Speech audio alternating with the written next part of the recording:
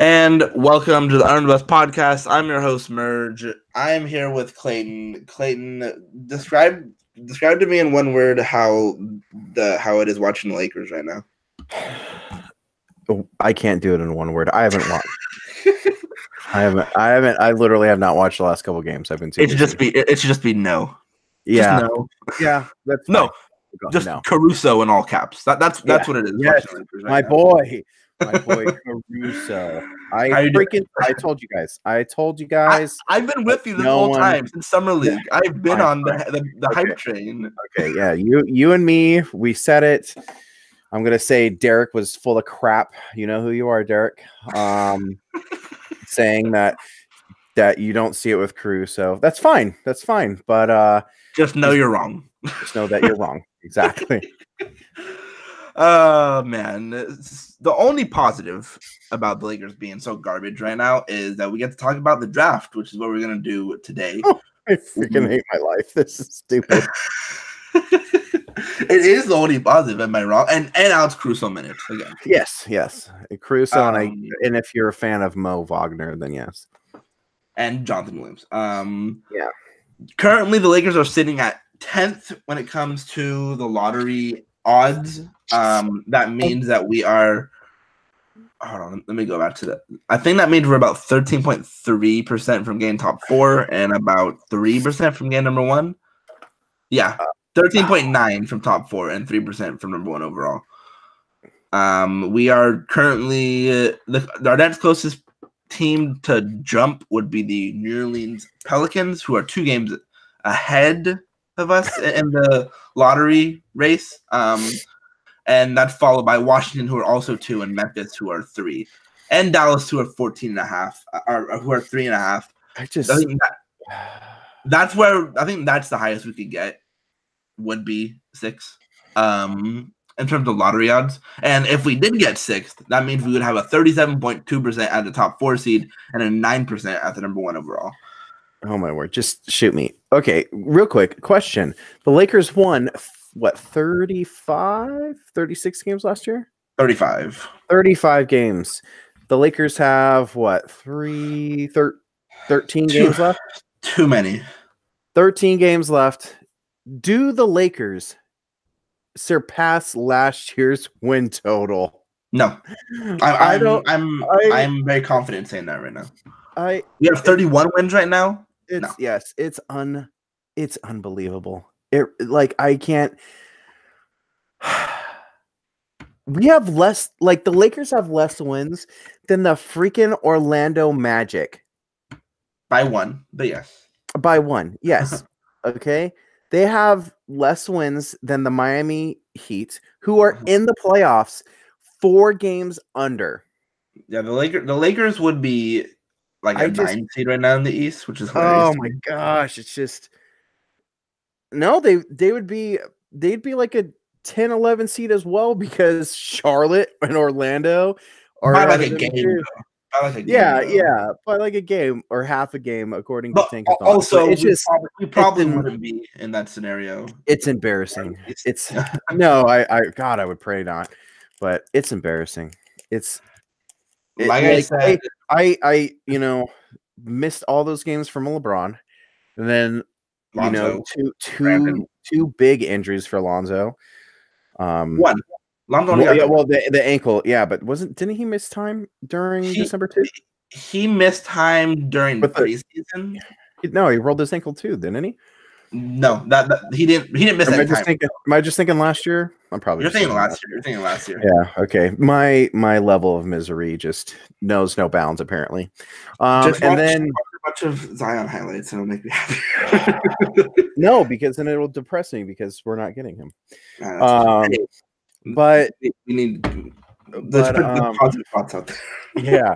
Hold on. Another side note. And then Brandon got hurt in December. He got hurt in December, then came back and was good for 2 whole months, 20 plus games, and then his last 10 games before his issue, he was just unbelievable. He was arguably the Lakers' best player. After Like, All-Star break, I think he was. yeah, and I mean, and was. the Lakers have LeBron freaking James on the team, so he was pretty dang good. And then he has his freaking blood clot. Then he has the DVT, deep vein thrombosis. I hope I got that right. And now he's out, and I was all the sads. I do believe from everything I read in a couple. I know this is blah blah blah, but I do know a couple of people that do know doctors. Like, I have a friend who worked in the medical field for nearly a decade, and he was good friends with a couple cardiologists, and they said that first off, it's not Chris Bosh. Mm-hmm. So that's good. It is not Chris Bosh. It's not Chris Bosh. It's something that they even them just like hearing from them, it wasn't that big of a deal. I mean, like, it's a moderate thing, but like it's something to be concerned about, but also not something to be like, holy crap, like, he's gonna die. It's not the first NBA player to get this. Yeah. Anyway, in documented cases, I should say. I saw something that said 17 MLB players have had it, and all 17 have came back within 4.5 months. Yeah. Which is, I believe he'll be back. Is June. Yeah, I believe he'll be back by next season. I think he'll be fine. He should be ready for training camp. Yeah. Probably. I'm not too terribly worried about that. It does, of course, if you are, say, on the trade for Anthony Davis train, that's a huge hit. Which I think. I mean, there was a report that they're not going to trade with LA anyways. But it also saved the Lakers from themselves. Probably. But that also just kind of does completely away with that, because you have two guys that would be the key pieces missing, who are both the last month and a half. Well, Zoe for the last 3.5 months or something like that. So, yeah, I think it's been about 10 weeks since Zoe got hurt. It's depressing. He got hurt in February. Do you want to know the starting lineup for today's game? It was the most depressing thing you can think of. Rondo. Yep. KCP. I believe so. No. LeBron was not playing. It wasn't. It was Reggie, and then Kuzma at the 3, and then Muscala at the 4, and then McGee at the 5. You can't even play Mo. Just the funniest thing to me. I've been a pretty adamant defender of Luke. In a podcast that isn't going to get published, I did say that he does deserve to be fired. And my reason is for reasons such as that. Yeah, I mean, my main thing is you're not recognizing when to play the young guys, and you over rely on crappy vets. Looking directly at you, Rondo. Looking at you, minus 89 in March. Yeah. By the way, yeah, a minus 89. Holy crap! And I think Lakers are plus 20 something with Cruz. Pete said his on-off numbers, he's a negative 25 since I think the All-Star break. Just a negative 25. So that means that I believe he's like something like an 89, and then the Lakers are like 111. Or no, that doesn't add up to. It's 114. Right? Yeah. Right. I'd have to find the tweet. But yeah, he said it was a negative 25. They are 25 points better when he is off the floor. Yes. Rondo is bad, guys. I've been telling you that he's been bad. He had a good stretch and had people completely fooled. And then he turned into Rondo. Yeah. Let's just go back to the draft for a second, because I don't want to have to dwell on Rondo this whole episode. That's best. That's best. Let's just go. Let's go to. Let's start from the very top. We're gonna go over, let's say, like the top 14, 15 guys, and then after that, we're gonna just delve a little deeper in terms of late first early second guys we can buy a pick for, try to trade for. So let's start with a couple guys who we don't expect at all to be in Lakers range unless they jump up. Number one, obviously, it's Zion Williamson. If the Lakers somehow won the lottery, it might turn to my favorite day ever because we know Twitter is going to be amazing after that. Oh my gosh, it would be. You know how many people are going to say how we don't deserve the pick? Oh, I know. Like that doesn't matter anyways. Like it. Did the Cavs deserve 2 back-to-back first-round picks? Kyrie and the pick that became Anthony Bennett, but it was still a number 1 pick. Yeah. Like, come on. Did the Magic deserve Shaq and Penny back-to-back drafts? Top 4. Even when the Magic were they barely missed the playoffs and they somehow won it. Yeah. What about the Knicks when they got Patrick Ewing? Penny, I think, was actually traded for, if I remember correctly. He was, but it was the 3rd pick, and it was Weber for Penny, and they were 3-4. Yeah, it was. Yeah, no, I don't honestly want to hear it because it is a lottery. It is not rigged. That's the point. And for all the people who are mad about tanking, wouldn't a team that isn't tanking winning it be better? Yeah. Anyway, if I was a Laker, I wouldn't trade him. I would hold on to him for dear life. I would trade him. But we all know he would be shipped out for Anthony Davis. So I hope he won't because I want to see Zion in a goddamn Lakers uniform. Oh my god. You'll see him in 2K. Let's move it on to number 2. This is pretty much the rest. Yeah. From here on out, it's the rest. It's Zion and the rest. Number 2 on I'm using Tankathon's mock draft right now, and they have John Morant at number 2. And I know Magic Belinga went and saw Ja a couple days ago. I think Ja's a very polarizing guy when it comes to the NBA draft because he went from guy who might be a lottery pick to he's a number 2 pick, number 3 pick. Like that. He's kind of like the D'Angelo of this draft when it comes in terms of just shooting up out of nowhere. You know what I mean? Yeah. I think I have Ja 5th or 4th if I made my own board. I think Ja's good. And he's not even 20 yet, which is a big thing for a sophomore. He's had to carry Murray State because he's the only guy there. Obviously, there's a lot of he's built like De'Aaron Fox, 6'3", 170. He's super athletic, extremely athletic. And I don't really know if we can really judge the defense yet, but he hasn't been good defensively at Murray State. We'll say that. Nope, not good at all. Where like this would only happen if the Lakers got top 4, right? Ja would be an option in top because there's no way he drops out of top 4, right? Yeah, no, I don't think so. I don't think he would. Right.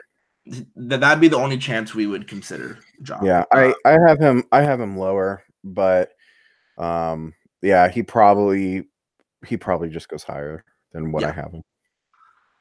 Number 3 on this board is RJ Barrett from Duke. A lot of guys don't like RJ Barrett. A lot of people don't like RJ. He's boring. He's a mess to watch, if we're being 100% honest.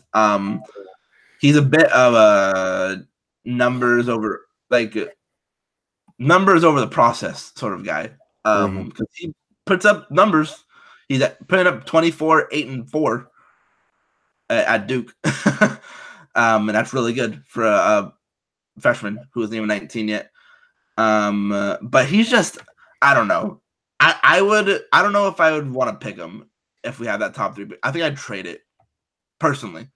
Because that 2 through 4 range to me is sort of like I would take someone in this range, but there's no. I don't think the Lakers would take someone over a Ja Morant, RJ Barrett, even Cam Reddish, sort of thing. That's why I would trade it. But I mean, RJ's gonna be a fine NBA player. I think he's gonna be good. Not great. I think the comp that a lot of people Harrison Barnes is floating around. I've heard more of DDR. I've only seen people bring up Barnes like in the last DeRozan's a lot day. So yeah, probably. He's more like a lot of people. mean, a lot of people compare him to James Harden coming into this whole thing, but he's not. James Harden's a lot stronger. First of all, yeah. He's a lot more. He has a lot more finesse when it comes to Yeah, scoring. I think he's a bit of a. I think RJ's a mess. I have RJ still at 2. Yeah, mainly because there's really someone who can challenge him at the moment, even if we like certain guys.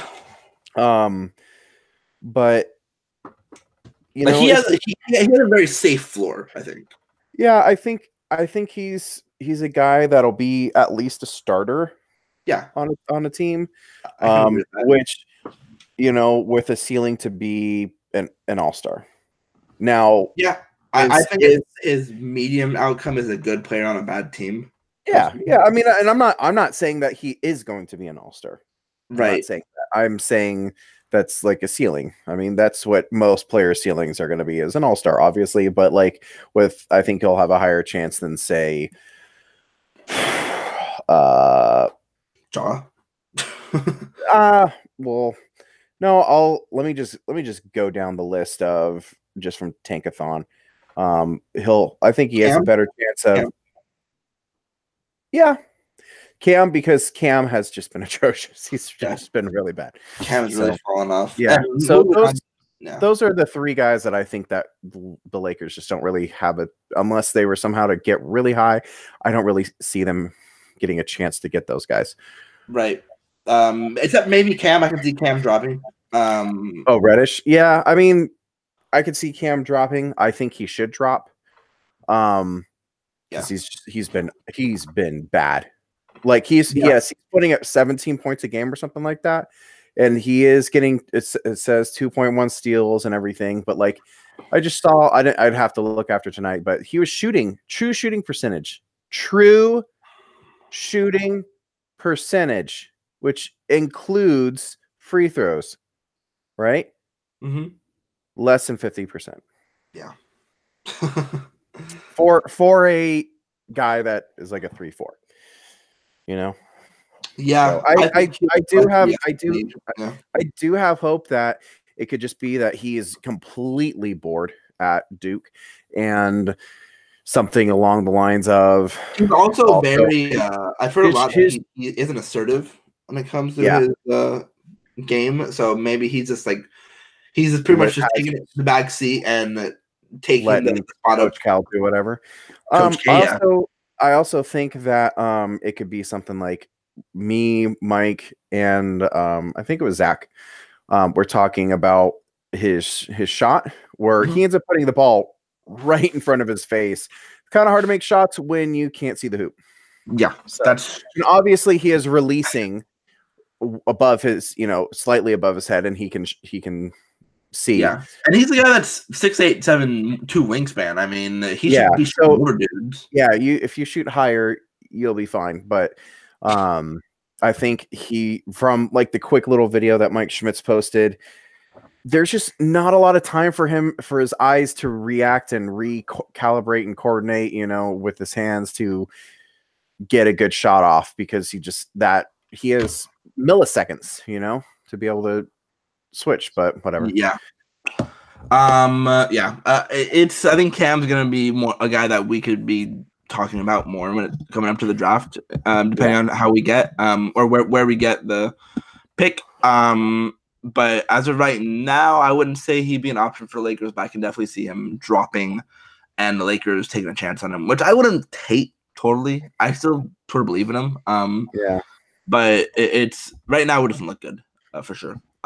Let's move on to guys who I think we can agree that are more possible for the Lakers. Starting with the one who's probably the least likely of that sort of group in Jarrett Culver, who I'm a big fan of Culver. I think I would have him like third, something like that on my board, behind RJ. He's just good. Yeah. That's all I can really say. He's just solid everywhere. Yeah, I think in say like last year's draft, you're probably looking at a guy, say the whole everything translated or whatever. Yeah, like I think you'd actually probably be looking at a guy in the 6 to 8 range. But because this draft isn't very good, you're looking at possible 2 or 3. Yeah, and I mean he's like, if you watch him, he's just solid from every aspect. He's a solid shooter. He's a solid finisher. He's not that athletic, but he can get to his spots. He's a solid defender off and on the ball. He's definitely a 2. I know Texas Tech runs him a lot as the primary ball handler, and I don't think that's him. He's more of a guy who's a good ball handler for an off guard. Yeah, I think he's a 2. You can play him up as a 3. Yeah, he's 6'6". I think he has about like a 6'10" wingspan. He's definitely long. And you can, I mean, that's a guy who you can just place next to Lonzo, and I think he would work. They would work perfectly together. You know? Yeah, I agree. But I mean, there probably isn't the best chance of us getting him again unless we get a top 3, top 4 pick, or he just drops for some reason, and you know that happens sometimes. Mm-hmm. I mean, Luka Doncic went 3rd, and he's probably still by far the best player in the draft. Don't tell Phoenix fans that, or people that went to Arizona. Shout out to Zach. I love you, Zach. I'm just playing. Moving on, let's talk about Jackson Hayes from Texas. He definitely fits your mold of center, right, Clayton? Yes. Yep. That's the very long, very athletic. He's lob threat. There are a lot of questions about him. He is pretty dang raw. Mm-hmm. I don't necessarily think his IQ is bad. Mm-mm. I think it's just that it's inexperience.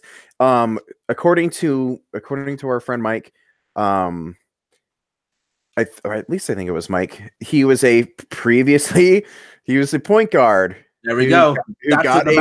Who got a massive growth spurt. Those are the magic words right there, man. That is a ding, ding, ding, ding, ding for me. Yes. He shoots pretty well from the free throw line, so there's some hope that he could possibly stretch it out. I don't know if he's going to be able to shoot from deep, but really right now it all depends on if he's found to be healthy. Last night, so tonight's the March 15th. If he did something serious to that knee or whatever, then he drops. But which I mean, if he's another guy I can see top 5 as well. If he's the guy that if he's healthy, he's gonna jump out out at you in workouts. He's a freak athletically, he's the best center in the draft. Yeah. So I can see teams drafting for a position. I mean, I think Zion should best be played at a 5. I mean, yeah, but I mean, not a lot of people. I mean, like more traditional 5, I guess we could say. Then he would definitely be it. I know there's big concerns about his rebounding. I think part of that is he has the JaVale McGee thing right now of he just tries to chase blocks. Mm-hmm. He hasn't really been taught to play a big guy because he just got a growth spurt. Yeah. And also, I just like Texas bigs. I mean, Miles, LaMarcus, Jared Allen, Mo Bamba. Mo Bamba's been a little disappointing this year, obviously. But he's a lot more raw than those guys were, I think. But yeah, no, I totally agree with that. Now look at Miles. He's in his 4th year, and he's leading the league in blocks. And Jared Allen's been awesome for the Nets. Yep, and I mean, Aldridge obviously is totally different from those guys because he's you could almost kind of consider him a whole different era. Yeah. But, he's still also from Texas. So just going on with that. Texas has a good history when it comes to bigs. So I would be fine taking him. He's a guy that I really, really like.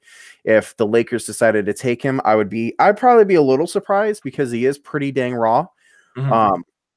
And he's not really the type of big that they've taken. He's not a floor spacer or a traditional big, kind of like Zubac, RIP. You're trying to get yourself mad again? He's a different type of big. It's also a type of big that I think that they've liked. This front office likes, Fits that athletic floor, not floor. Well, he does provide spacing in the fact that he has vertical spacing, and he's a guy that I wonder if you could play next to, say, Mo Wagner. You know? I can see that too. You get say. He's also pretty skinny for a guy his size. Yeah, I mean he's gonna. I mean, obviously, again, also just had a big growth spurt. He's probably a couple of years away, but if you could get, say, I'm not saying this is gonna happen. Say like you could get your max free agent or whatever, and then you get a big in free agency like DeAndre Jordan, but DeAndre on obviously a huge discount.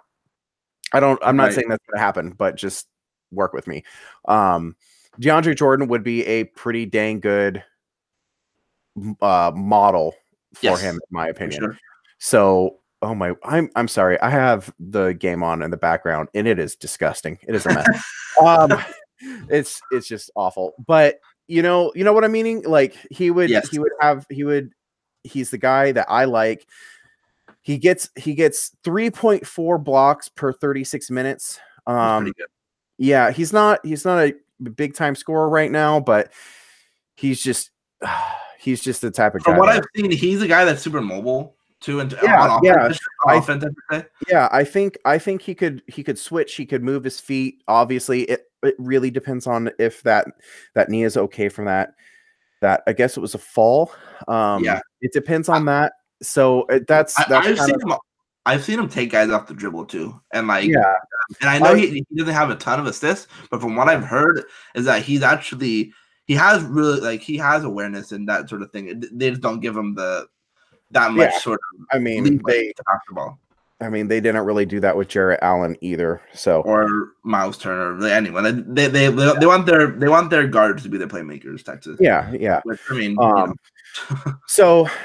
Yeah, he would be a guy if the Lakers like jumped up or if he slid, he's a guy I definitely would be very, very happy with. There's 3 guys that I would love to have in the range that I think the Lakers will be, and he's one of them for sure. Right.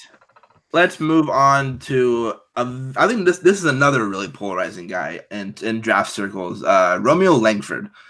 Now, he had some top 4, top 3 hype coming into the season. And I can't remember the video guy had him as like the top point guard or the top player in the draft. I can't remember. Frankie Vision. That's what it was. Yeah. I'm not to down Frankie Vision, but no. Romeo was definitely hyped. I think he could do most anything but shoot. Yeah, his jumper is weird, man. Yeah. He has weird form. Former friend of the podcast, Jacob Rude. Oh, whatever. Yeah. Jacob Rude watches him a ton, as I'm sure, because he went to Indiana. Yep. I saw a little bit about him. He's pretty, Langford's good at finishing. He can handle, obviously. I think he said it was okay defensively, but the issue is just the shot. But also, it's something to look into because he apparently injured his wrist early on. So this year he's either worn some type of brace or it's been taped or something like that. So I get that, but he's also had that form since before. I mean, and just maybe, I don't know, maybe that's just affecting the touch of it, like obviously you want guys with a more traditional form because you can work with it a bit more, but I mean, the Lakers don't care about traditional form. We drafted Lonzo Ball. yeah, clearly. So, I don't know how I'd feel if we drafted Romeo Langford. I would kind of be like, I feel empty. Okay. I feel empty on that one. Yeah, I wouldn't be angry, but I wouldn't be happy. I would sort of be like, okay. The only reason why I would take him would be if it was like after. Oh gosh. We won't get into him until later. Yeah. He's a weird guy. I don't really know how to really classify him. I know our friend Mike Garcia is really low on him. He's not in his lottery at all. Yeah, I don't. It's so hard to do this lottery, man. It's so like because after Zion, that like that 2 to well, there's a couple guys we know a decent amount about that we'll talk about who are probably our favorites when it comes to this thing. Yeah, but like it's just also this lottery is just so hard to rank because like RJ disappointing. That's why I don't want Cam disappointing. You know, Romeo kind of disappointing. Just I don't know. John Romeo, a flash in the pan, or is he? Yeah, sort of thing? Yeah, we'll see. Which is why I don't really want the 2 through 4, 2 through 5 pick. I would trade it just because I don't want that.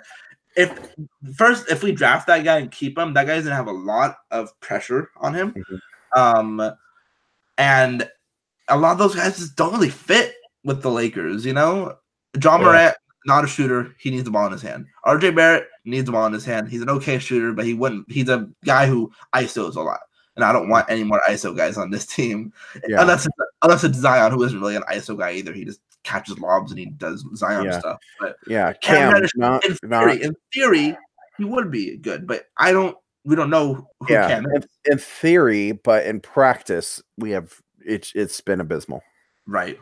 And I would just trade down for a couple of like trade down with like maybe the Hawks and get like their second pick and like a late first or early second, or trade with another team for a similar deal, or try to trade for Anthony Davis with that pick if you can. If the Pelicans see through it and they're like, yeah, we don't like this draft, we need more. Okay, then don't do that. Trade for like a Bradley Beal type. Use that pick and nothing else really, or maybe some filler. I just don't like. I know there's upside to these guys, but there isn't.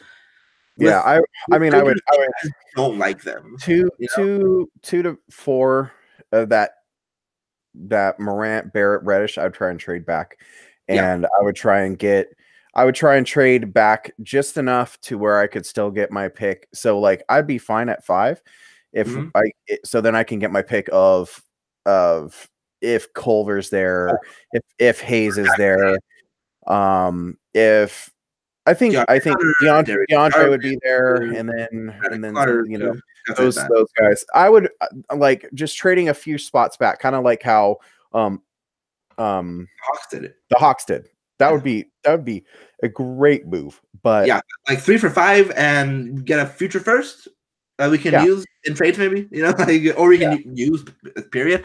I would do that too. I would keep 1 and I would keep 5, the rest of the lottery personally. I'm because I don't think we can get Anthony Davis or another star without also giving up one of Ingram, Lonzo, Kuzma. And I'd be fine with giving up Kuzma, I think. But I would just try to not get rid of those guys with a pick. I would try to do the pick and like ancillary pieces to get a guy like Bradley Beal or you know, ultimately Anthony Davis. Let's move on to this is a part of this mock draft that I like all 4 of these guys coming up like a lot. But let's start with one of my favorites, one of your favorite, your favorite, not one of your favorites. He is your favorite. DeAndre Hunter from Virginia. Jackson Hayes is right in that conversation too for me. So, but he's not your favorite. No, probably my favorite is DeAndre Hunter. He is a 6'7" wing with what, like a 7'2", 7'3" wingspan. I'd have to 7'1", but yeah, it's a long ass wingspan. Is it 7? Is it just 7'1"? I thought it was a little bit longer. I'll look it up. Okay. 7'2" according to Vicini. So I was right. 7'2". He says he's probably more 6'8", 230 pounds. He is a man already. Yeah, he's also remember how Stanley Johnson was built when he was drafted. That's how he's built right now. Yeah. The thing with there's a few things with DeAndre. I didn't know how old he was. He's 21. He's not super young. He's already a sophomore. This is a draft that we shouldn't care about it. Obviously, as I will show when it comes to my favorite guy in this range. Yeah, exactly. So it's not that big of a deal. He's a great defender, especially when it comes to one-on-one. Now, when it's especially when it comes to the Lakers wanting to switch everything. Yeah, eventually. With team stuff, he's a conservative defender, so he doesn't do Lonzo stuff. Yeah, like he's not going to wreak havoc like that, but I think it is something that he could learn to develop. When it comes to offense, he doesn't have a lot of shake or wiggle. I think he could probably attack a closeout okay. He has some skill down in like post situations, or like I think he can take advantage of switches. Yeah, his offense it still leaves plenty to be desired, but I mean 6'7", 223. Yeah, he's bigger than Jackson Hayes. Yeah, he's going to like I think he's a pretty decent cutter. I'd have to see synergy and everything like that. But he's long enough to a guy that if you could teach him to cut well, he could obviously also become a lob threat. I want to. He's a really good shooter. He's a really good shooter. Yeah, I honestly don't think his shooting is going to be what it is. 48% from 3 on 2.5 attempts right now. Yeah, that's what I'm trying to pull up, but Sports Reference is being a pain in my butt. He doesn't get a ton of stocks either. That's kind of a worry. Exactly, and that's one thing. But yes, 48% on 2 steals and blocks. If no, I think he could probably be, like you would want him to bring up the attempts, say to like 3.5, 4 attempts. He's never going to be a Matisse Thybulle, Brandon Clark guy in that respect. For like that's for sure. I think. Oh, for the stocks, no. But I'm still just talking about the 3-point shooting. Oh, 200. Yeah, you're right. Yeah, I think if you could get him to be a 3.5, 4 attempt per game guy, you could on like 36+%. Yeah, I think that would be you'd be very happy with that. And then I think in time he could develop into a guy that maybe not 48%, but maybe over 40%. I think he also kind of has some Jimmy Butler upside, in terms of a guy who doesn't look like he is an offensive guy coming into the league. I know Jimmy Butler was a guy who was in that he was sort of like that mechanical movement that we say with DeAndre. Jimmy was also brought in to be a defender, Yes. So like Hunter is a defender. Hunter is a guy who's gonna get playing time right off the bat. Yes, definitely. With him going to Virginia, they're also a system team. Not in a bad way, like how there's some teams that are a system. Syracuse is a system. That's why I would never draft a guy from Syracuse. I would hesitate if Zion Williamson went to Syracuse. I think he could possibly add more. Like I don't think he's going to be 48% shooting. I don't think he's going to develop into, I don't know, Kawhi. Like some people have kind of. Kawhi's a very special circumstance. Yeah, Kawhi is his own guy. So, I've seen people say stuff like that. But yeah, I think he could say, like last year, his shooting percentage was 38% on 1.7 attempts. I think he could keep it at 38% on 3.5 to 4 attempts a game.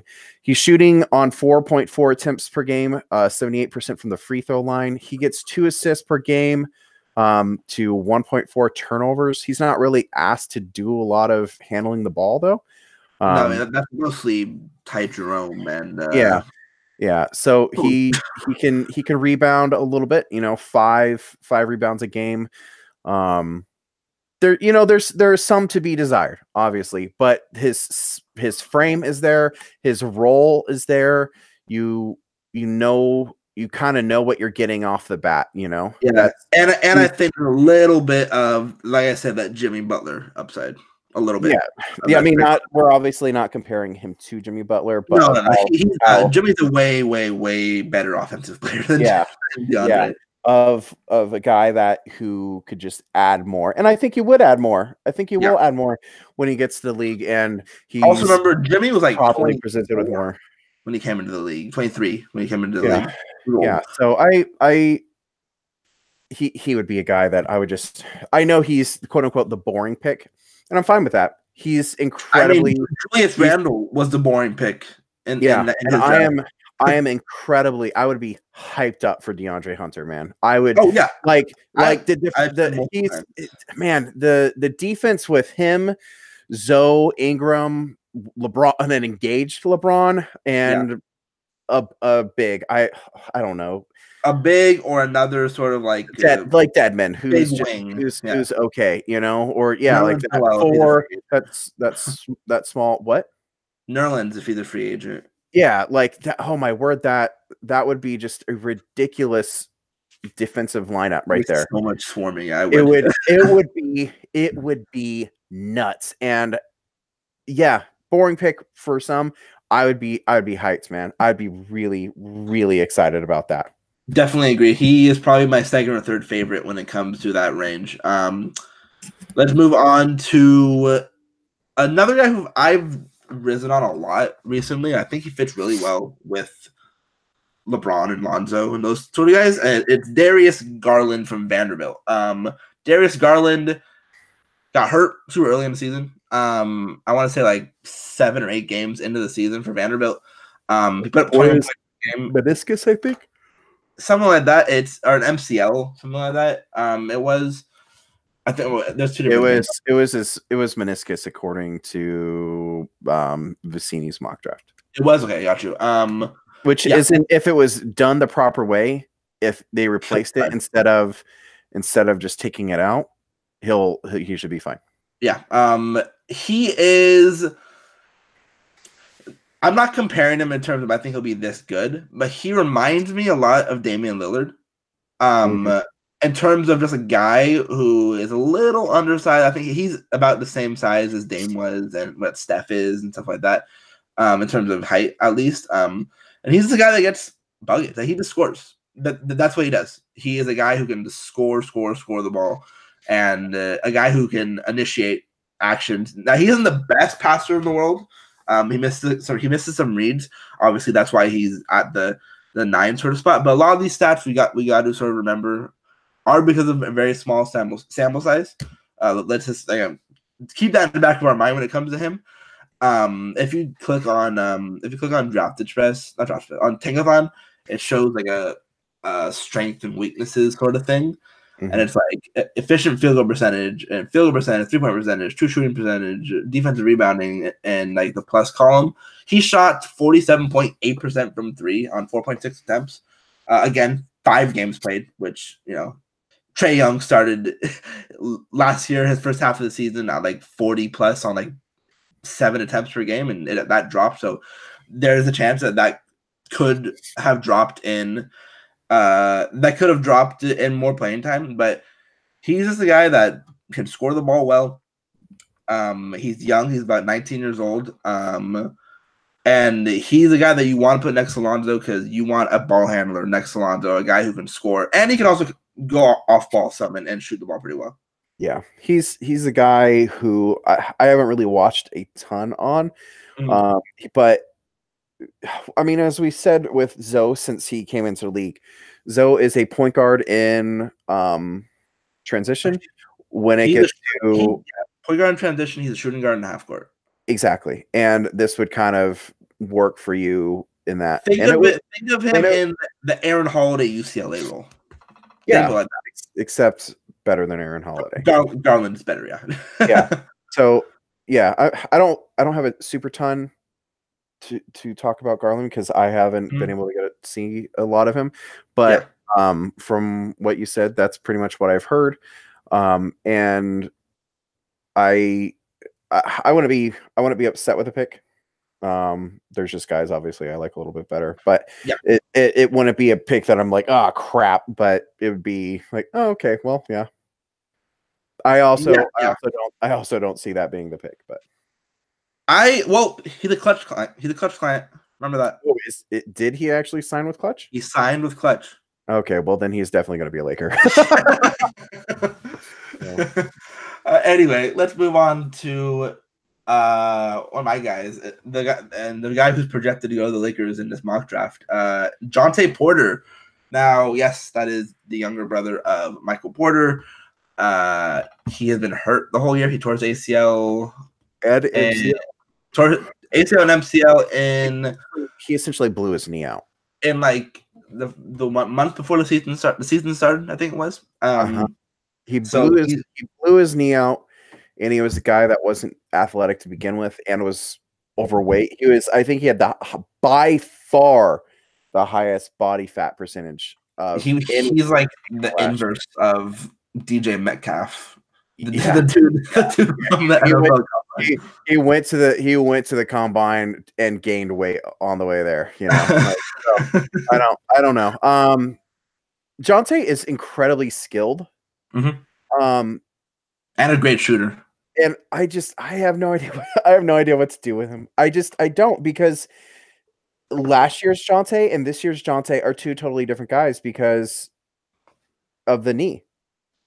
You know, and I totally get, you know, the argument that people have of he was not a guy that depended on athleticism before, but that concern only grows for me because can you run him off the court?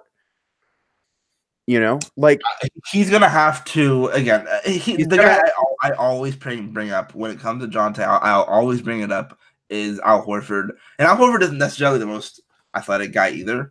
No. He's definitely more athletic than Jonte, but he sort of just learned how to work in space. Yeah, he's a guy who you can kind of run the offense through.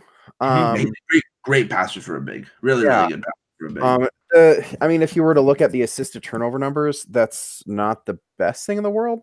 No, it's 3.3 to 2.8 per 36. Again, on a team that Missouri team wasn't great. Yeah, that Missouri team was not good.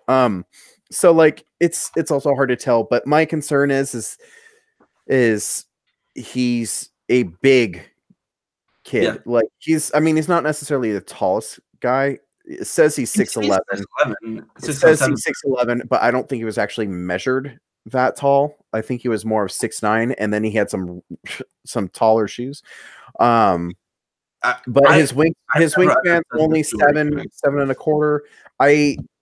I don't. He's definitely not your archetype of center. He's not the archetype that I generally go with. Neither do I. But which is skill. Yeah, I mean, I'm not saying that like I wouldn't like Jonte. It's just having Jonte top 10 after blowing his knee out and with the weight issues. I mean, if he can right now be swimming in a pool, burning some of that off, you know, and he can improve quickness because of stuff like that, then that's great, you know.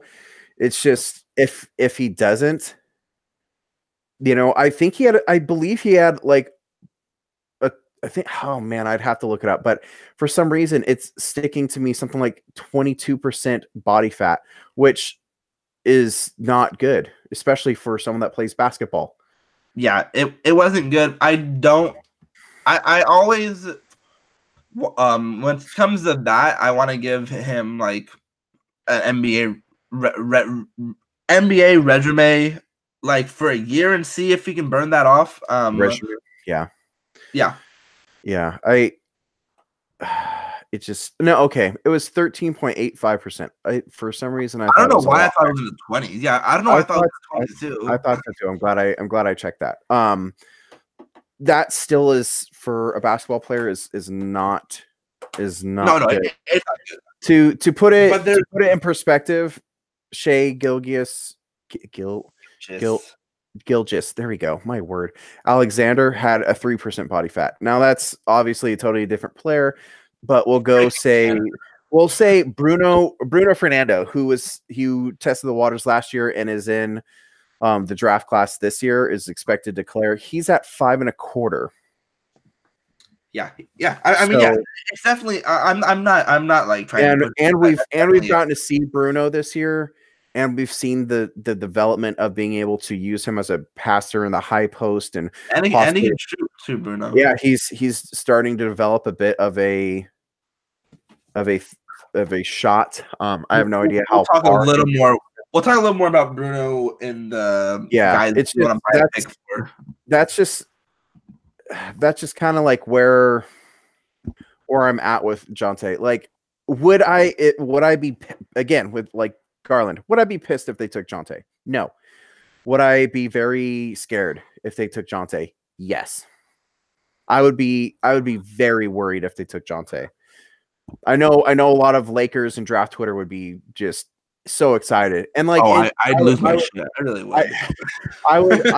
I would be happy, but I would be very scared. And I understand that. I get why. I obviously have more of a sort of connection to Jonte, just because I was all over him last year, and I had him maybe higher or maybe in the same spot last year in the draft, and that's a draft that was very good. But I will be really happy if they got him. I'm not going to be pissed if they pass on him because I get the concerns. But I think in the modern NBA, he is that same at the very, very peak. This is best case scenario is a Jokic type of player. That's like the best he could get. And in an age, and we said this last year. I just trust skill above all else.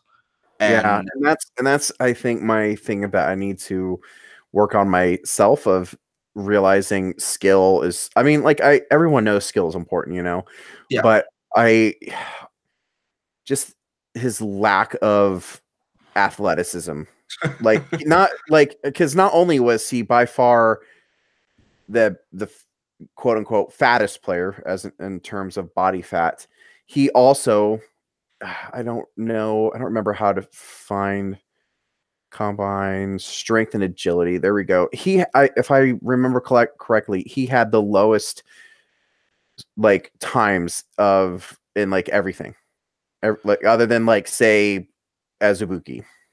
Right. And again, I 11.9, which 11.9 is actually faster than say Bruno Fernando, but he was slower a little bit in the shuttle by 4 hundredths of a second, which doesn't seem like a lot, but it can be in the NBA game. Again, he was also slower than Bruno in the 3/4 sprint.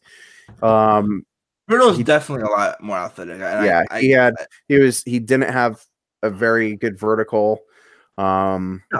He also didn't have vertical either in the max or whatever. Really, anything to do with athleticism. I mean, it's not going to be that high. Yeah, I mean, and sort of, I think he isn't. He's a guy that's a very good team defender as well. I guess that was the biggest, and that's the thing. I mean, besides Lonzo, you kind of have to look at him in the terms of say like a poor man's Jokic. Now, like I'm not saying he's going to Jokic. Very poor man. Yes, a very poor man's Jokic. Like where he's ground bound. But I've seen some Boris Diaw comparisons, which isn't totally off. And I think Boris Diaw. No, that's incredibly off. Boris Diaw, when he was drafted, was an incredible athlete. People do not remember that. Okay. Spurs Boris. That's not fine. what I meant to say. Like because Diaw, one of my favorite stories ever about Diaw is he saw it was like the first time ever that he apparently saw a max vertical scale. The thing where you jump and you push the things over, right? Yeah. He went there with like I think it was like a cappuccino and flip flops, and of course, because it's Boris Diaw. And he's like, "What is that?" Well, they're like, "Well," then they explain it to me. It's like, "Okay, well, how high does it go?" And they tell him, and it was something like over 40, and he just takes his flip flops off, sets his cappuccino down, goes over to it, and maxes the thing out. No warm up. No warm up, no stretching or whatever. Maxed it out. I love Boris would be so awesome in today's NBA. Boris would be awesome. You wouldn't have those Charlotte Bobcat Boris years. Yeah.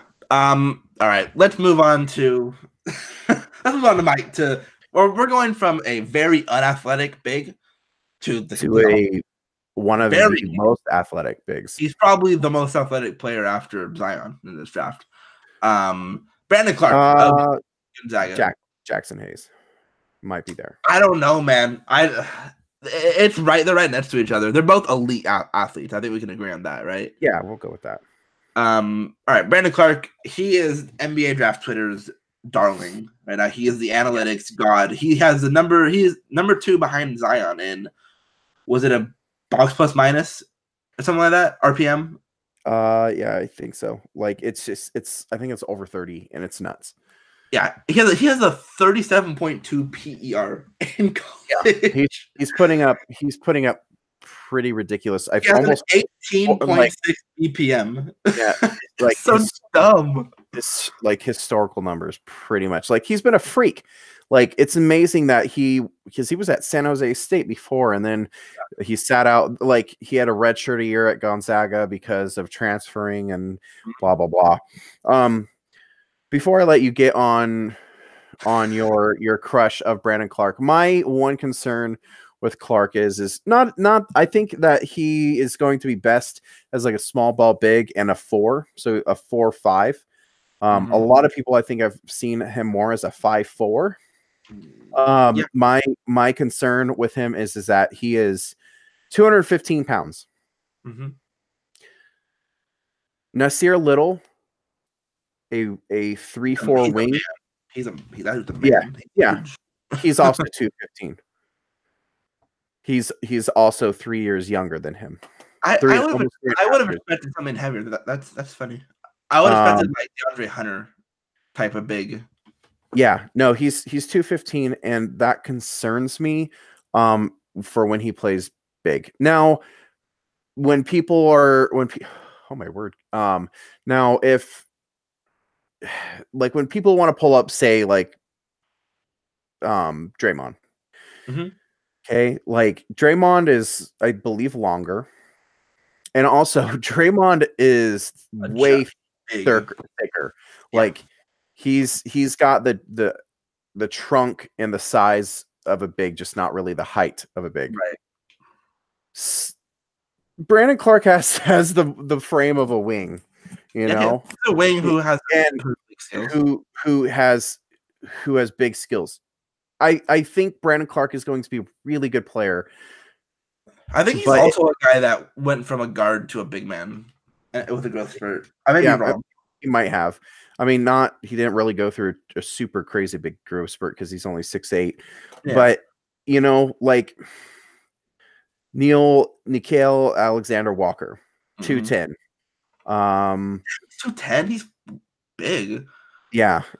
You got guys like PJ Washington, 228, Grant Williams, 241, KZ Okpala from Stanford, who's 6'9" and 215. So he's actually an inch taller, and I actually think he has 3 inches longer on his wingspan.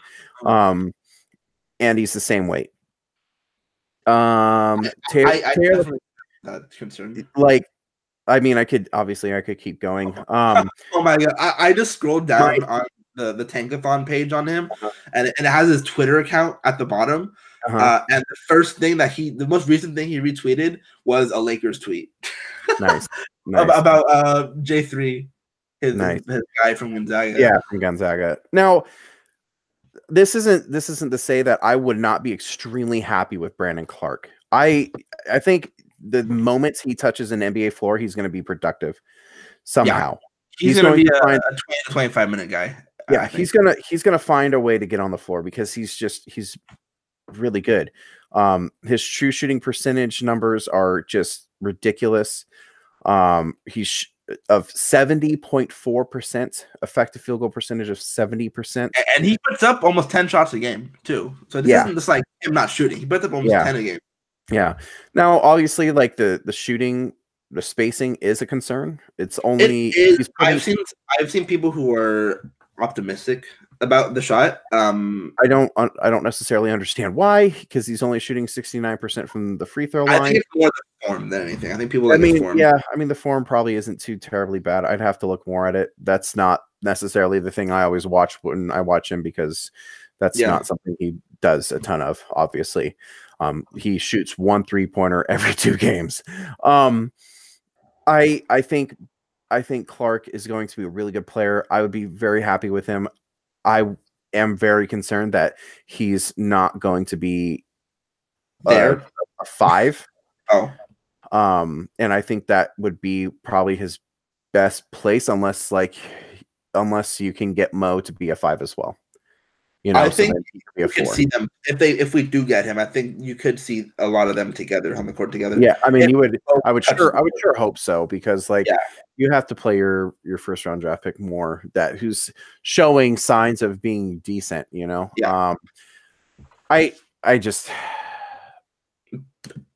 worry about the size and the frame, because it's just. Yeah, it's a concern for me, and I think again, I'd be very happy with him. I want him. I want him in purple and gold. Yeah.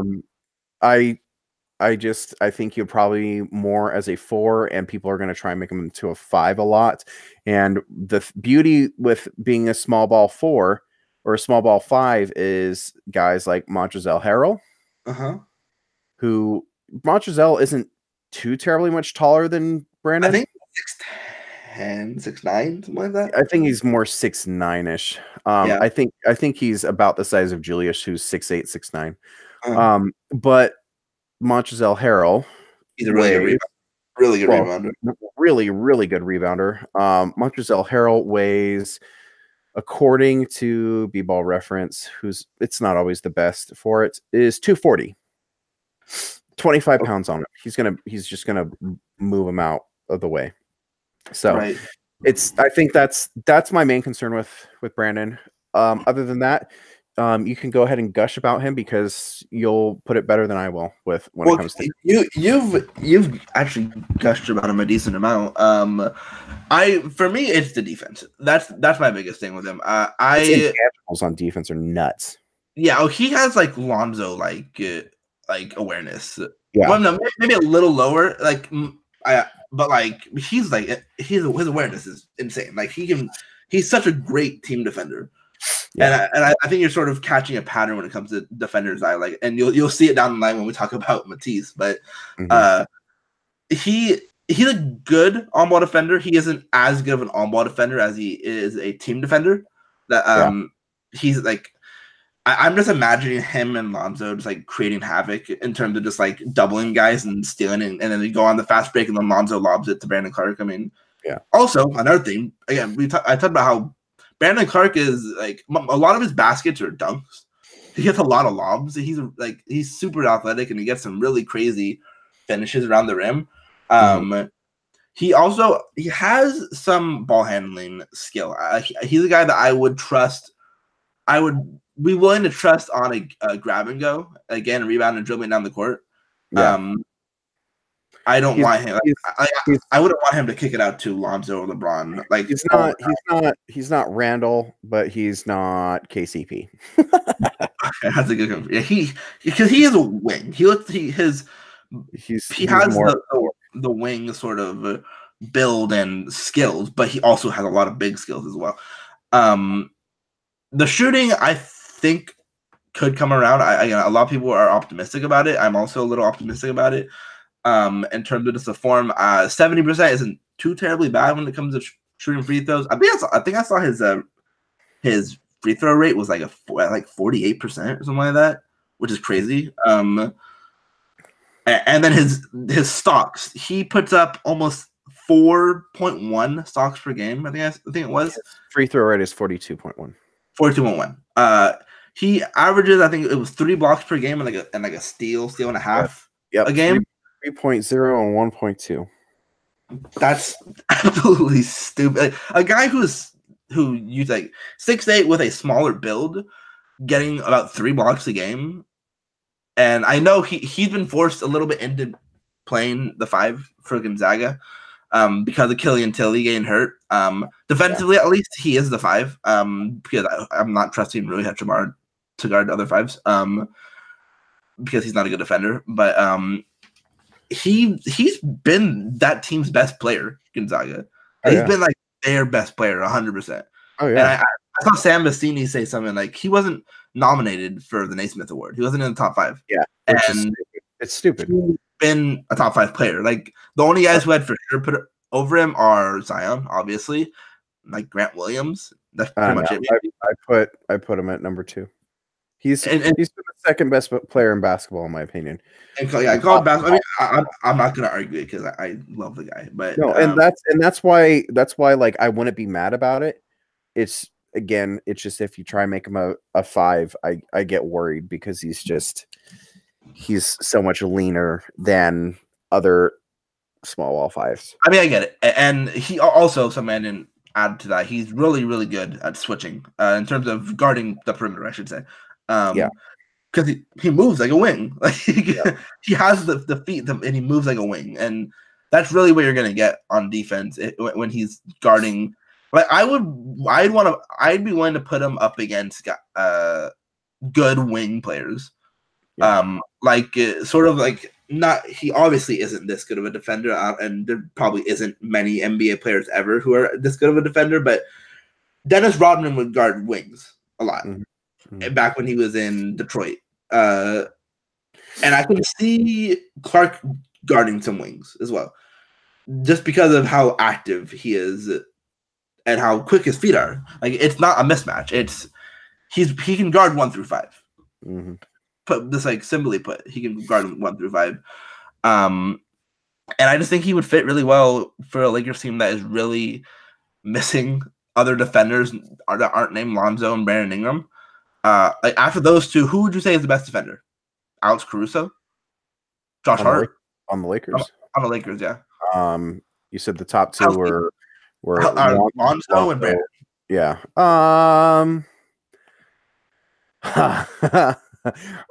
It's either healthy Josh Hart or Alex Caruso.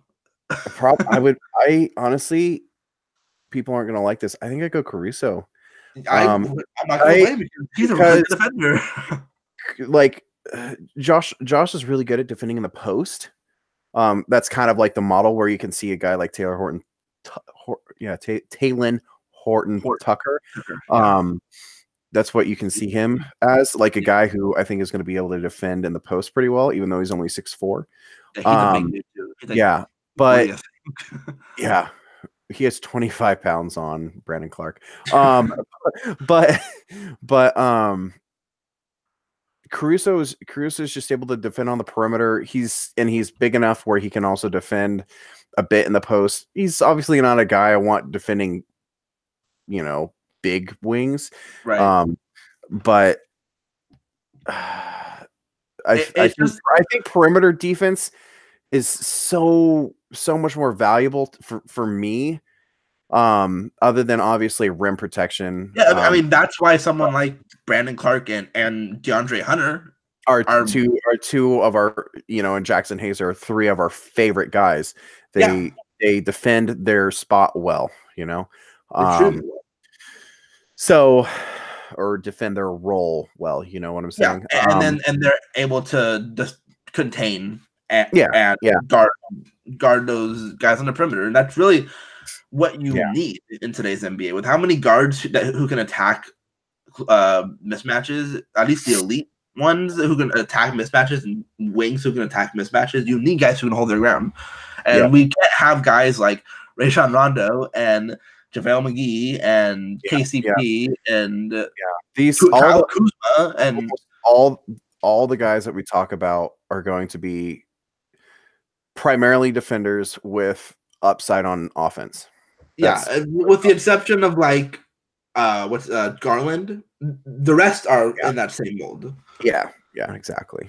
So I have Clark and Hunter like 1A, 1B when it comes to guys I want, non-Zion guys I would want on the Lakers. They're that 1A, 1B. So I'd be extremely happy with both. I'm fixated on both of them pretty much.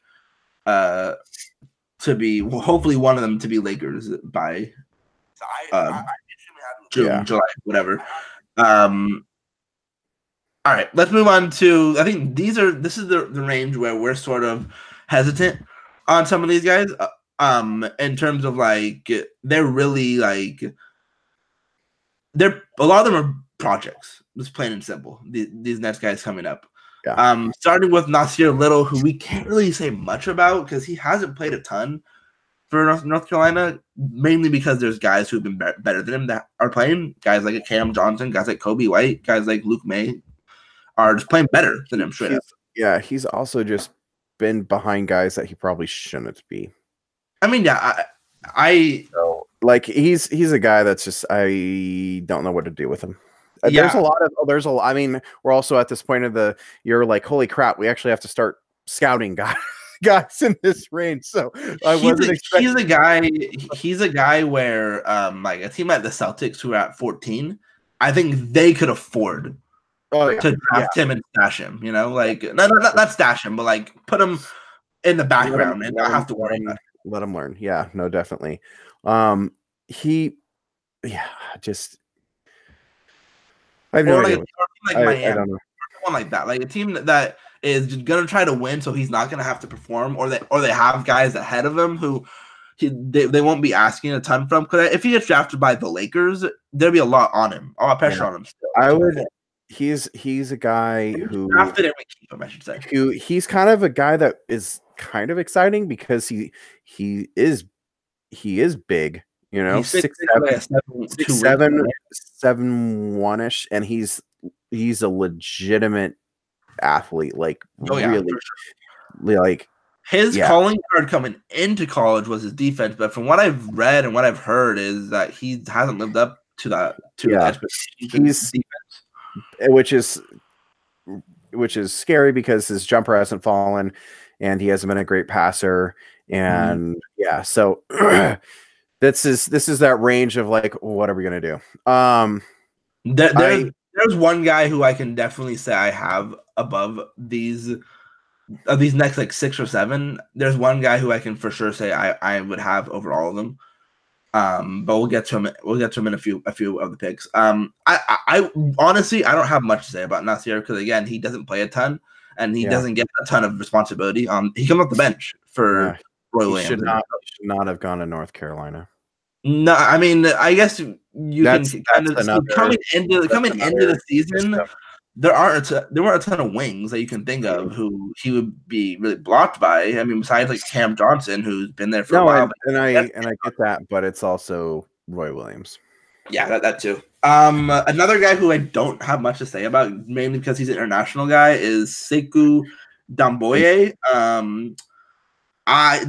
He's another guy who I think borderline teams or a team like the Celtics should draft, and just don't have him play in the G League for a little bit.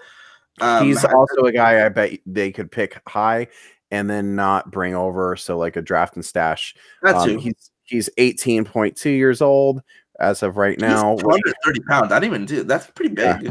Yeah, so 6'9", 230.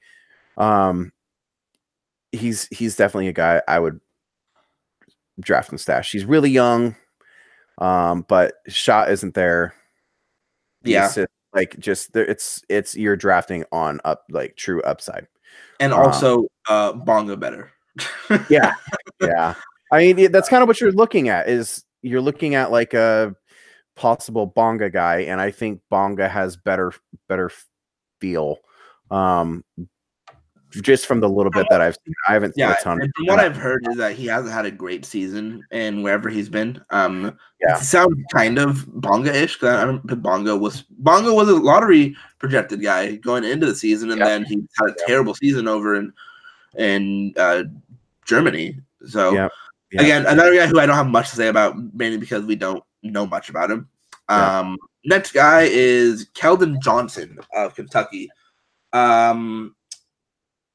He's very he's a very meh pick if you would have got him. He's a decent athlete, but he's not an amazing athlete in my opinion. Some people I've seen said he's a really good athlete, but I just don't think he's that explosive. But you know, 6'6", shoots what is it now? 39% from 3. Yeah, 39% from 3 on 3 attempts a game. But he doesn't have a great wingspan. No, and like I think there was a lot of hype for him because earlier in the year I think he was shooting a lot better, but he's just not a guy that I'm super enthralled with. Yeah, unless he can turn into like an elite shooter. I don't see him being a really good player. A very good player. He'll be good, I think, and a rotation guy in the NBA, but he doesn't have that upside. As long as he can shoot, he should be fine. But I think that's just kind of like the last of the guys that are kind of in the Lakers range, unless like you want to. Actually, I want to add Alexander Walker. He was the guy I was talking about of guys who I would definitely draft over the other ones. I would have 12. Yeah, I'd have Nah, as we like to call him. I'd have Nah higher. Definitely higher than Rui Hachimura. Definitely higher than Kevin Porter Jr., who a lot of Laker fans like. For obvious reasons, he's from USC. But Kevin Porter Jr. shouldn't be drafted in the top 20. His feel is not there. He's just he has that crazy upside, but he also has a crazy low floor. Yeah, he's pretty young still, at just turning 19. Well, he will. I think he will turn. Yeah, he will turn 19, May 4th. Oh my word, a 2000 baby. I feel so old. So like there are great things about him. He's shooting 41% from 3, but he's shooting 52% from 3-point or from free throw. So like that's a concern. He also has attitude issues, what we've heard. Yeah, I think he reminds me this might be the USC thing and young. Athletic shooter who could possibly be more, but is a knucklehead a bit and everything. Yeah, he's very Nick Young. Like someone's gonna draft him high. I'm very convinced someone will draft him high. And I think Porter Jr., just like Nick way back in the day, has a really high ceiling. Yeah, but his floor is also really freaking low. Yeah. I would not. A couple weeks ago. I would probably say a couple months ago, I would have been like really in on Kevin Porter Jr. But after his injury, he had a ton of problems. Yeah, and just like the 3-point shooting is great, obviously, but the free throw shooting that's a huge concern. We use it kind of to translate. I don't think it's the best for that, but it is a concern. I would take Nickeil Alexander-Walker ahead of him. I would take PJ Washington ahead of him, but I think I want to talk about him next too. Okay, real quick, I wouldn't be happy with Kevin Porter Jr. I would not be happy with Rui Hachimura. Nickeil, talk about the ultimate one that you would not be happy with. The one that I would be livid with would be Bol Bol. Yes, Bol. I know people think of unicorn and his shot is really good and blah blah blah. I wouldn't be surprised if he was a good offensive player in the NBA. I had a couple because he is very skilled when it comes to offense. But he's also 7'2" with a foot issue and 222 pounds. Yeah. He's going to have to gain weight. He's a guy that I have major concerns with.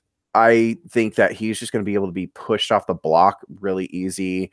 And he's got really, really long legs, as our boy Hoop likes to say. He has high legs, tiny waist, or high waist, and so a tiny abdomen. So his center of gravity isn't very good. And I think that if he didn't have the name Bol Bol and he wasn't instead of being 6'2" and 6'11", I would probably be more in on it. But I think. Yeah, the super long guys. Yeah, I've said it on previous podcasts. I'm not a fan of those quote unquote super giants. They worry me a lot with the health, and I'm tired of dealing with players with health issues. And I totally stay away from it.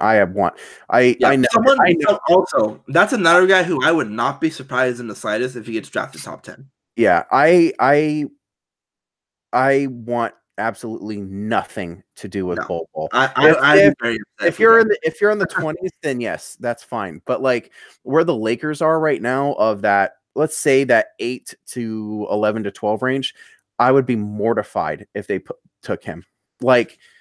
And his ceiling is nuts. it really is if like he were to able to add the weight and it not get clunky and Its ceiling is and everything like that. Jumper. It really is. Yeah, it's Gobert with the jumper. I mean, he's got a 7'6" wingspan. It's ridiculous. Gobert with a good jumper, not just a jumper. It's a good jumper. My thing is I think he just turns into a backup big, and I know people. There was, oh man, I can't remember his Twitter. He said he has historical outlier skills, and I just don't. For a big, I would kind of agree because again, he can handle a little bit. He's a giant wing. Who has to be a center. I don't touch him. Yeah, no, I wouldn't either. I'd be very upset. If this was say like the Mo Wagner range last year of 25, that I'm fine with.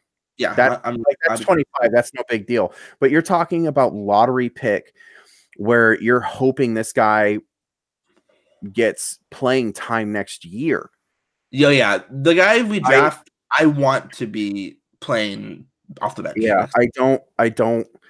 Yeah, no, I don't. I don't think someone like Jackson Hayes could be playing minutes off the bench. And Jackson Hayes is also a very an upside play who can provide some initially, I think. Yeah, I think even guys who I don't like Keldon Johnson and Romeo Langford, I think they can impact immediately. You know, I just have a worry that some of those advanced numbers on him are small sample size.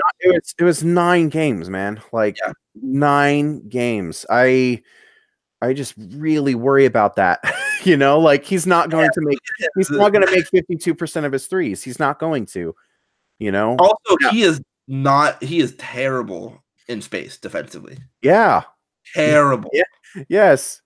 Like a freshly born doe. Like I don't know, man. I don't like those super giants, those guys that are 7'1" and taller and they're gangly, you know, like that's why I've never been in on Kristaps as much as everyone else. You know, Kristaps, really good player, but he always worries me and he's always hurt at the second part of the year. And then he ended up tearing his ACL. Like, I'm not trying to say like I'm not trying to say I predicted that. Offensive, he's an outlier talent too.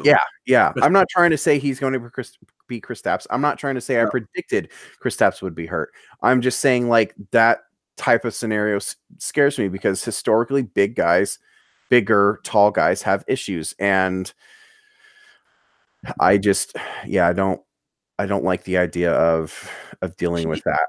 I just don't want to have to just be watching him hurt his foot and then be out for a month. I've dealt with way too many injuries over the past 4 years for this team. I just don't want to have to deal with another guy who's an injury threat every time he's out in the court. And I mean, really, everybody is an injury threat every time they're out in the court, but he's different. Yeah, honestly, like if he went top 10, it wouldn't surprise me. And in fact, I hope Bol Bol goes top 10. I do too, and not for the Lakers. But not to the Lakers. Yes. I think Bol Bol going to, just saying this, Washington, that would be kind of hilarious. That's a very Washington pick. Yeah, it is a very Washington pick. But you know, like that, because he did lose money on that, you know. Like I do want him the best for all these guys. You know, I don't know any of these guys that have pulled a, Tyreek Hill. Yeah.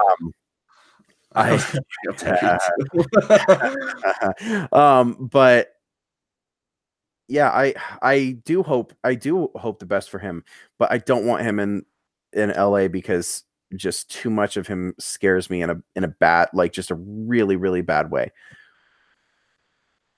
Yeah, he just scares me. He would be like the way I actually reacted when they drafted Kuzma, I would probably be that same way again. And that way, but like justifiably. But yeah, because like Kuzma like transformed himself into a totally different player than he was at Utah. We know what we're gonna get as Bol Bol, and I don't know. I just also like don't think don't like, while I do love Jackson Hayes and that is my type of big and everything like that, I would also be fine with somehow getting a Bruno Fernando and instead later in the draft. Like I'd rather it's a way better value pick getting him or getting Daniel Gafford, as you brought up before we started recording. Or even like Jonte, a guy who I think could drop. I don't. Bigs are not as important in this day and age unless they're going to be, and especially bigs like. Well, actually, no. You know what? He would actually be useful if you can guarantee me that he'll be on the court 80+% of the time. Yeah, because just purely because of the shot. But yeah, if it's like AD type of big, that's different. But he's not AD type of big. Nope. All right, let's. I'm gonna name a couple other guys. See if you like them. This guy is actually someone who I'm rose a ton on, sort of like Darius Garland. It's PJ Washington. A lot of people. There's been a lot of hype for PJ recently on Twitter. And I think I like him more than I like Keldon Johnson. Yeah. I think he's a guy who I don't think he's gonna be a starter in the NBA. Because he's I think he's a small ball 5, a 4-5 but he's a 4 first. He's a 4-5, not a 5-4. The jumper is very intriguing. When he is locked in, that dude is a menace on both sides, honestly. I think he's 6'8" with a 7'3" wingspan. Did you know that? He's 6'9", I think. I think he's 6'8". I think he's a little bit bigger than that. Me and our friend Mike Garcia, we get Taj Gibson vibes from him. I like him. He's been a solid starter through his whole career. Yes, exactly. 12 to 14, 11 to 14, depending on who is there. I'd be fine with PJ.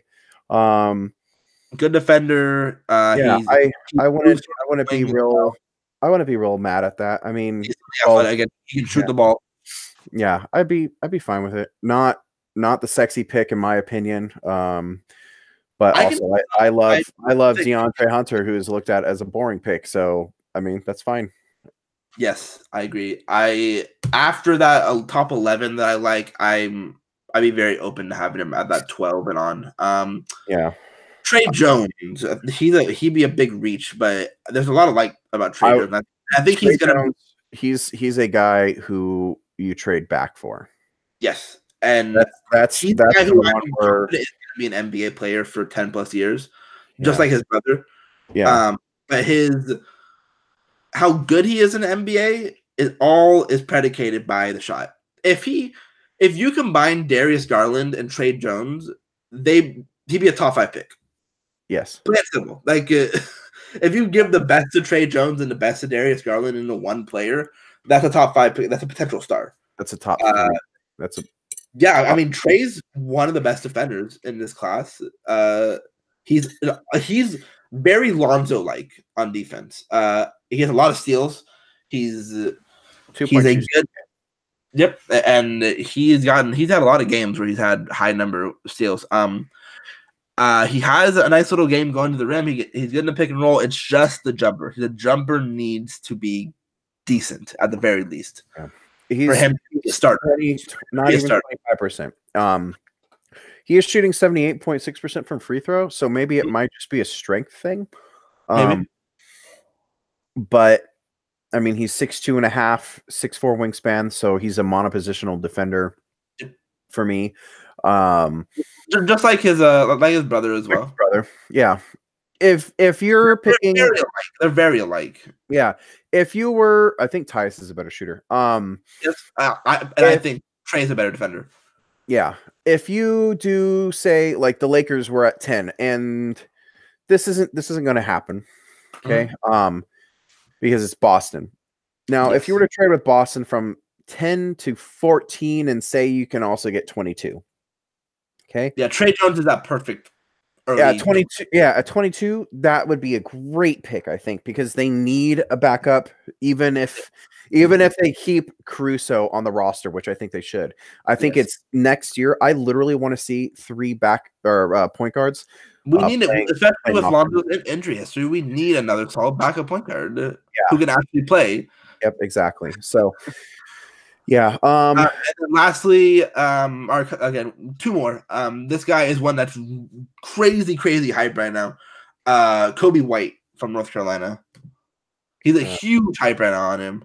I know he's got huge hype on him, and I'm not super high on him. He's a very flashy, not flashy. He has a lot of swagger about his game, and he when he starts scoring, he like really gets going. He's a really good offensive player. He's 6'5". Yeah, 6'5" with I don't know the wingspan. Like a +0 wingspan. It's probably about even. His arms are short. He's so like you're gonna have to hire. Also, he has cool hair. Yeah, he has cool hair. Shout out to Nelson. 37% from 3, 82.3 from the free throw line. Yeah. He would be an okay pick. I view him as a backup point guard. I view him as sort of like that Darren Collison, sort of like he can be a starter, he can be a bench guy. He'll never be like everyday starting point guard unless you're trying to get a starting point guard on a budget sort of thing. Yeah, he's a sixth man who might finish games. So that's sort of like a Fred VanVleet with a little more swagger to him. Yeah, and obviously 8 inches to his height. That too. But yeah, I'm not in on the hype. I think he'll be a good player. I think he stays. He'll be a top 10 guy next year. That's what I think happens. I wouldn't want to be in the top 10 if that was the case. But he's fine. I wouldn't want him at 11 or 12. Yeah, and then a guy who I talked about before we started this as a guy who, if you asked me to reach on a guy who I think could be a star that isn't a lottery guy, that would be Talen Horton-Tucker for me. He's an interesting guy. I need to look at more. He's also a guy who I think stays and he goes in the top 10 next year. Yeah. A guy that I'd be really interested in is a guy that I think has risen up draft boards some. He's up and down. Like if you look at Draft Express with their stat weaknesses and strengths thing, like there's quite a few negatives. Tangathon. Huh? You said Draft Express. Tangathon, sorry. I'm so used to using Draft Express. He'll be 20 is Casey Okpala from Stanford. Oh yeah. He's super high on draft boards. Yeah, he's risen up. He's 6'9" with a 7'2" or a 7'3" wingspan, so he's like Brandon Ingram right there, but he's already at 215 pounds. So you wouldn't have to worry about the weight issue, and like you can see that the strength is coming. I think he will be taken quite a bit higher. He is shooting 37% from 3, only 67% from free throw, but he's like Stanford's main guy, I believe. Yeah, there's been a lot of hype, but I've watched some games. I don't know. He just doesn't really pop for me. He's up and down, as I said. He was flashing for a few guys earlier in the year. Then he kind of cooled off, and then I think people are like he's starting to rise again. Now I don't know if the Lakers would necessarily take him. No, I don't think they would. He's a guy that I would be interested in. Another guy who I've seen people sort of rise to like a top 20 guy as of late is Tyler Herro from Kentucky. He's sort of in that Kennard sort of role. He's a negative wingspan guy by half an inch. But he's a shooter. That dude can score.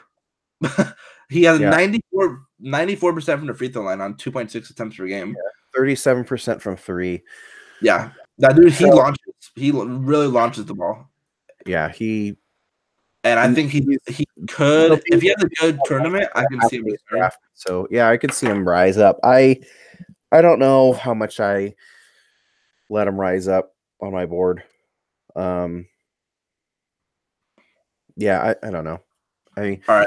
I don't like Kennard. I think has more handling ability than Tyler. Yeah, well, I mean, I've seen some people, they're wrong about this, and but they've compared him to Booker in terms of his role at Kentucky when Booker. But I mean, comparing this Kentucky team to that Kentucky team where he just couldn't have, there's no shots to have him be the main guy when you have Karl Anthony Towns and the Harrison twins and what's his name, Tyler, they had Trey Lyles and Willie Cauley Stein and Dakari Johnson, like all those guys. I mean, there just wasn't enough shots, and there wasn't enough shots. This team, if he was Booker good, he'd be the second leading shot getter on this team. You know, and I like Harrow, and I think he can be he'll be a nice guy in the NBA just from the shooting alone. But he's not Booker. he won't be Booker. He doesn't have that upside. Let's talk about a couple of guys who we would like to trade back for, and this is where we get to gush about two guys in particular. Do you want to start on Cam or Matisse? Cam is your guy. Matisse is my guy. Well, Matisse is my guy too. I know Matisse was originally your guy, but I'm not. I like Cam. And I would trade back for him, but I would rather have. I just love watching Cam shoot, man. That dude is so much fun to watch shoot the ball. I want Matisse. Like, that dude's gonna be. He is okay. So I can't remember who exactly does like the big stocks thing of like predictor of everything, you know. But stocks, when we talk about stocks, if you haven't realized, we're talking about blocks and steals. He is in per 36, 2.5 blocks and 4.1 steals. He is over 6.5 stocks per 36. That is stupid. That's so ridiculous. He's 6'5" with a 7-foot wingspan. He shoots on the season. He's only 31.6% from three, but he started out like the first 10 games, I think, like incredibly poor. But since December, I think Zach said, he's been shooting like his normal career line while he's been at Washington. So let me look it up real quick. I think it was in like the 36 to 37 range. Yeah.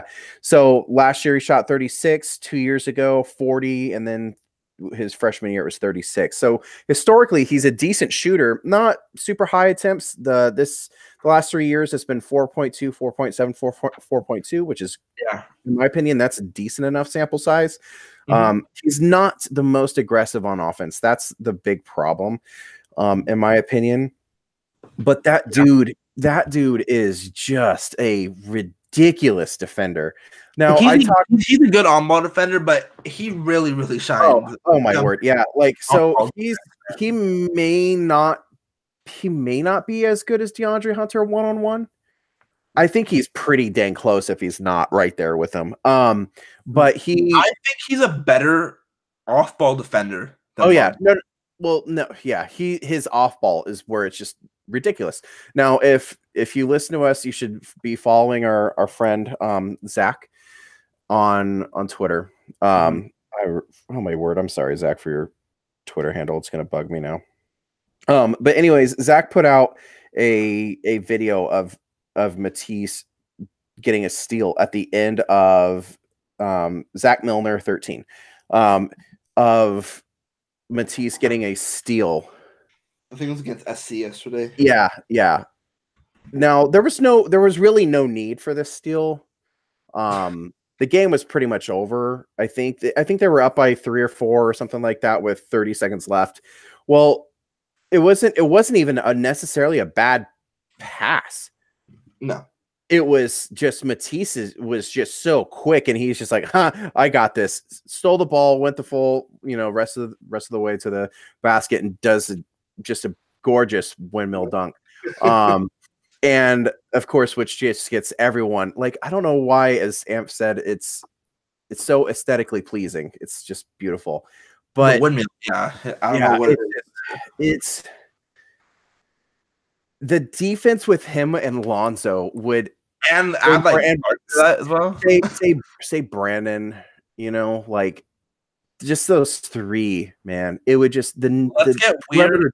Would get Alonzo, stupid, man. Like seriously, 4.1 steals per 36.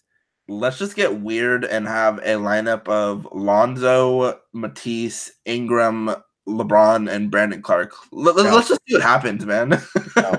Would the NBA world just explode? Like how many? That'd be like 10 stocks. I'd be really worried. I'd be honestly worried about the offense with that lineup. But it's to be transition, but it's all the time. Oh yeah, it would be nuts. But yeah, I mean, if you can draft him and get him as your backup too, and I do think that his shooting is going to translate. He's an 84.6% shooter from the free throw line. So as I said, LeBron has a thing where a projected NBA 3-point percentage and have it at 36%. Yeah, because if he shoots 36% from three, his historically he's at 36.2 on 3.9 attempts. So I do think it's going to come around. Now, like I said, the very first 7, we'll go first 6 games. 1 for 6, 1 for 4, 0 for 3, 0 for 4, 1 for 4, 0 for 1. And then he started picking it up. 2 for 5, 3 for 6, 3 for 6. Then he had an 0 for 3, but then 5 for 9, 2 for 5. Like that's good. And then it kind of evened out, some ups and downs in between. But he just started off so incredibly poorly that it just kind of brought it down. I want him. Yeah, yes, like of course DeAndre Hunter I would be ecstatic for, but if you could somehow buy a pick or trade for a pick or something for Matisse, gosh, man, it would be just absolutely he's the sort of Tony Allen, not even Tony, because Tony Allen didn't get a ton of blocks and steals, but he's just that sort of lockdown defender that every team needs, needs. Yeah, I think you can look at a lockdown. Like I can see defender, and I think just team defender is just gonna. He's not normally the type of guy I especially love, but he kind of is at the same time because decent shooting, ridiculous wingspan. He's a +7 at least. For some reference, since the new year started for Matisse, he's been shooting 31%. It's saying from 3.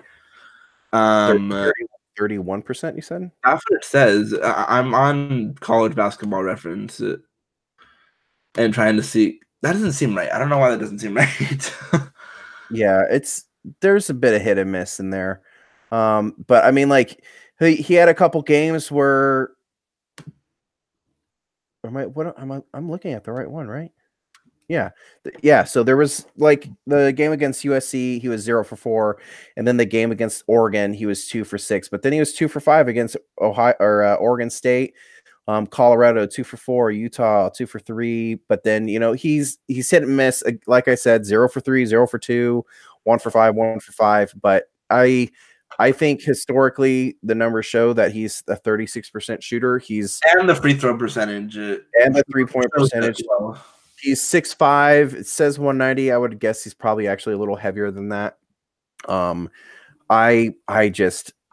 think he's going to be a destructive defensive player. Like, yeah, I mean, and imagine sending double teams or sending traps of him and Lonzo, like seriously, like or him and Ingram or something like that. Him and Brandon Clark, it would be a nightmare. It would be a nightmare for the other team. It really would. Yeah.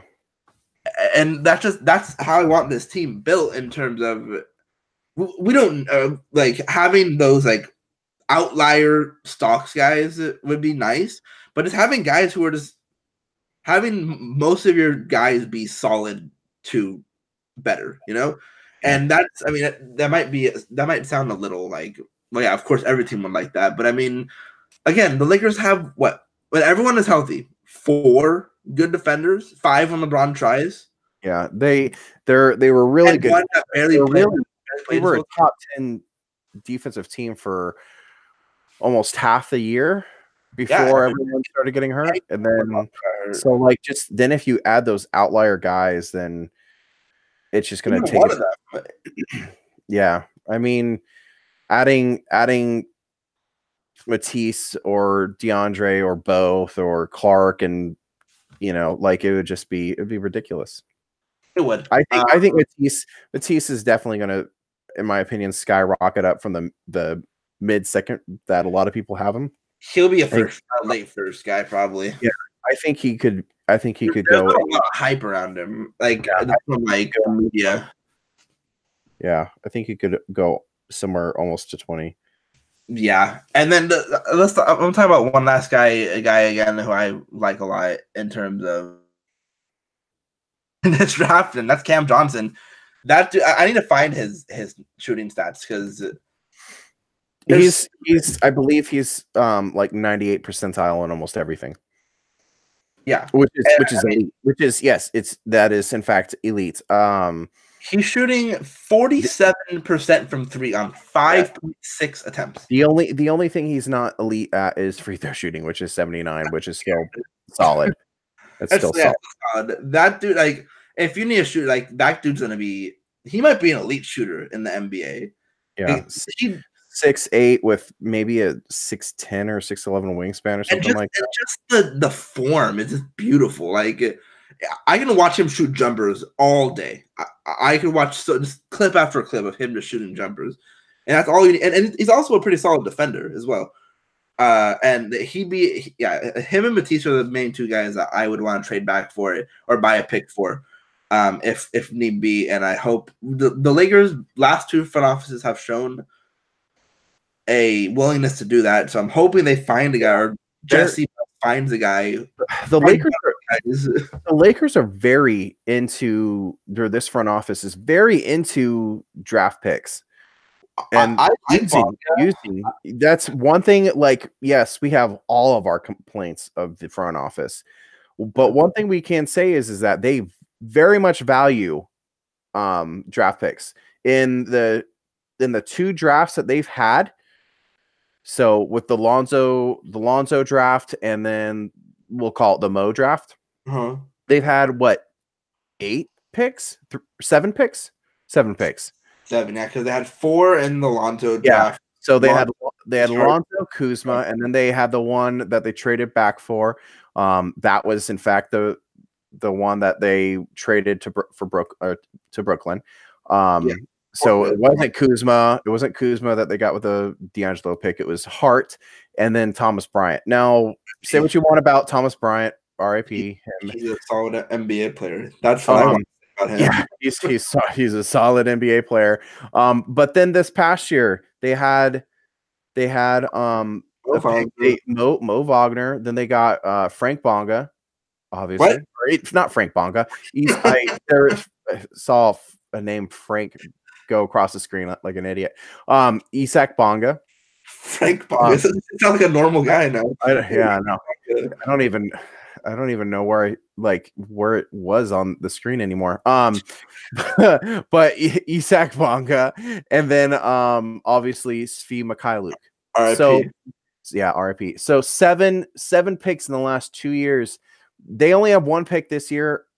I don't know if they necessarily trade back. They've shown that they would, but they've also shown that they will happily buy or trade for picks as well. So I think we could possibly see something to get one of those picks. Now, my hope would be for Matisse instead of a Cam, personally. But I honestly I would be happy either way because Cam can shoot. I love Bonga, and I still think he can be solid for us. But man, would it be nice to have that Bulls pick right now? It would be, but honestly, it would be 34 right now, and that's Cameron Johnson. I'm very much fine with Bonga. I mean, because I think Bonga next year. I think next year Bonga, we could see him as a guy that could get spot rotation minutes. Next year, as in 2019, 2020? Yeah. I think another year. but maybe. But I'm not saying that's. I think that's probably the more likely. I'm saying that I could see him, possibly get those minutes, because I think we could see him possibly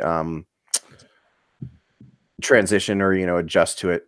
It's going to be great when the Lakers buy a pick and that pick ends up being Shamori Pons.